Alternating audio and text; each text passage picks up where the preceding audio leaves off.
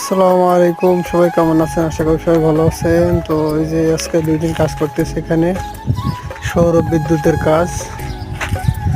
এই যে রেলিং করা হয়েছে লোহা দিয়ে, এগুলোতে সব প্যানেল লাগানো হচ্ছে। এটা একটা মাজরা, এই যে খেজুরের মাজরা, মানে খেজুরের খেত আর কি। এই যে পাশে প্যানেলের কাজ চলতেছে।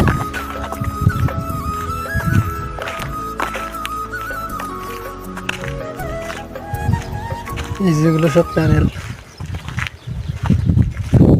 এই যে প্যানেল একটা 400 ওয়াট করে, সম্ভবত এক লাইনে 80টা করে প্যানেল বসবে, একটা 400 ওয়াট করে। এই যে